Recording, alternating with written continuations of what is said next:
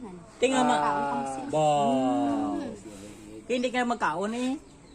Ano kayo lang isa ng kanyang anak? Cornero. Oo, korniro. Kaliriro. Tanan nga sa mga sapat. Karniriro.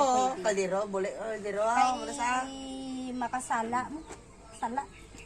Uy, ang pinakasala mag-aon niya, mabi mo ano, ang ido, kanon mo. Isa pa na. Number 1. Amo nang kwan niya. Bawal magkaon subong sang sapat nga idok. Aw. Bawal magkaon sang sapat nga karniro. Bawal gani. Oo, bawal. Bawal kay naman. Abo-abo ka mo sina. Kung may kornero, diya kagyaon na makaon ko ya. Kaon ka? Hindi, please, Japon ka ko. Ha? Patay Japon ka. Di para sa imo kay hindi ka magkaon di buhitin mo. Buhay, kita mo, makakaon kita makakaon sang gulay, mga prutas. Tanan nga mga tao, makakaon sang mga prutas, ng mga namit. Kuna kuya. Unaga, ano ginakaon mo? Kung anong maluto na kanon eh. Oh. Hindi. Kung naga gani, una. Ang una pa na. May ara tinapay, basta. Basi may di ka. Hindi mo daw abi na ko.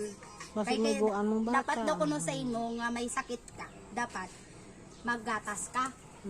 Oh, magatas. Ang mali pastor, di ba? May ara man na sa Bible nga kamo mga Masakit na suon. Hindi.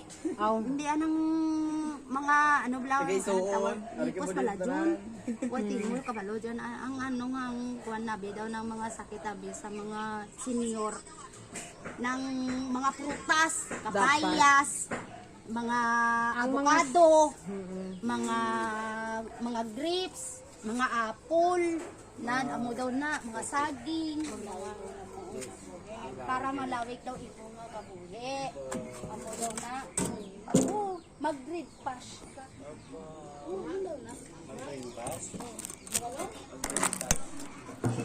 Grade pass siya. Grade pass. Tinapay, buntag sa'yo. Mga tinapay. Amo na. Grade pass. Bawas ka, kay yung mabarakan, pa ano yung mansako. Yung anong ko na baw man ibilat. Di po. Abi ko rin na ba nila? Bito niya kuya ka, buli iya ya. Galing kayang berat ya. Hindi na, tawagin mo kay sapat. Abi ko rin na ba na ni? Hindi kay. Ay, yung mga ano abi, lain